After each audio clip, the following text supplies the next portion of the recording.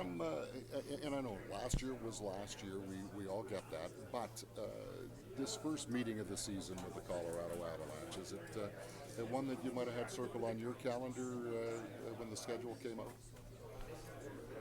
Uh, I mean, divisional games are super important. I think we're disappointed with the result last year and how that series went, but I think we've kind of turned the page and tried to take the lessons from last year and implement them in training camp and implement them kind of in our start and our team structure and things like that. I think obviously their team looks a little different than what they did last year in the playoffs, but we know they got a lot of speed. They're great on the forecheck.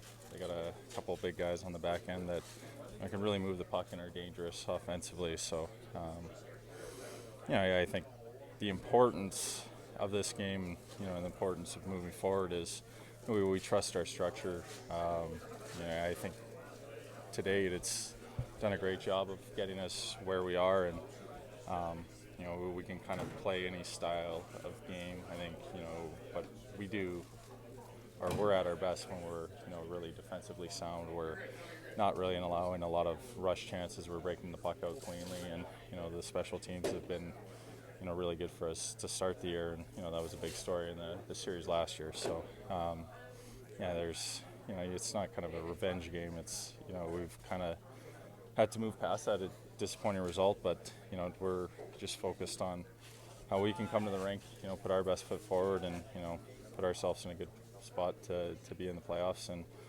hopefully go on a run this year, as opposed to just keep looking back. Because of Nathan McKinnon, having the importance to Colorado that Connor McDavid does against Edmonton, is it one of those games where it's not so much a hard match as it's a collective effort because of just how much time that player spends on the ice, and you don't want to upset the flow of your hockey club as a result of that? Yeah, like you said, Connor and Nathan, they're on the ice 25 minutes a game. It's too much of a task to ask one line to do it. I think the importance is the awareness when you're out there. Calculated risk. I think he's so great in transition. He's so great that when he gets an opportunity, that generally it ends up in the back of the net. So like I said earlier, I think that falls back to our team defense, our structure.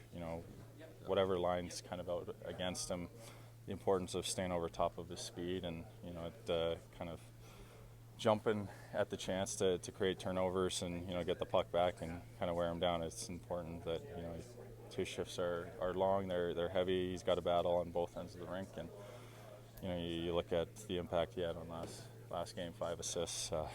He's an incredible player, one of the best in the world. So it's a tall task, but it doesn't just come down to one individual. I think that's where we've had some real good success on the road. Is we've been able to get in the flow. We've had contributions from all 4 lines, and we have a lot of trust in each line that if they're out there against one of the superstars in the league, they'll be able to get the job done.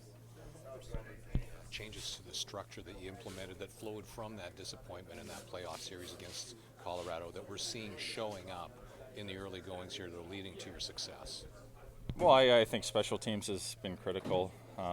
Obviously, the power play's been unbelievable to start. They're going at an incredible rate and scoring big goals. You get the game winner last game in a really tightly tightly contested game.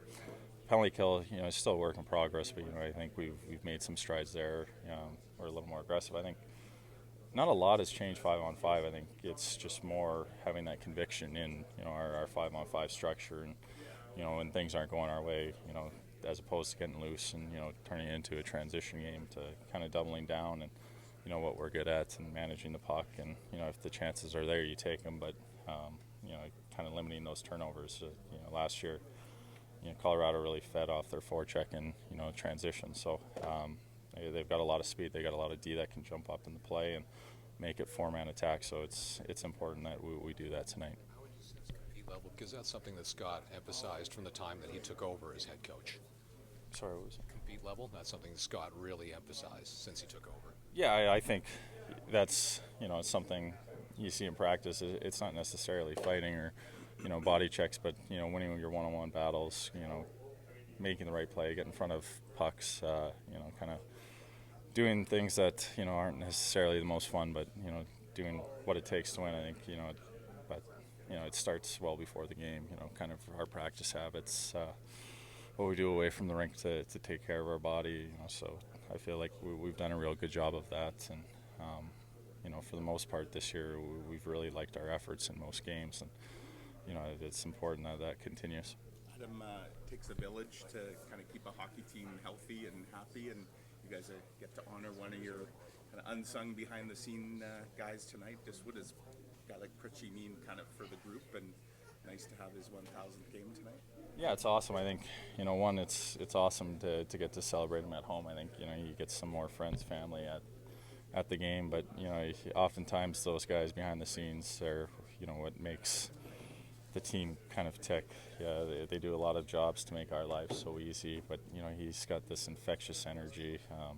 You've probably seen some of the videos of him reading the starting lineups, the handshakes he has with guys going out before the game. But you know, even days where, you know, you're tired, you're in a losing streak, he's so positive. He kind of gets you to snap out of it quick, and you know, it's little things like that that go a long way in you know, a long season. And you know, he's certainly overcome some challenges, and you know, we couldn't be happy for him. You know, he's talking this morning that, you know, when he started massage school, that you know, his goal was to be in the NHL, and they laughed at him. But you know, it's an incredible accomplishment. You know, super proud and, you know, super privileged to have been able to work alongside him for so long.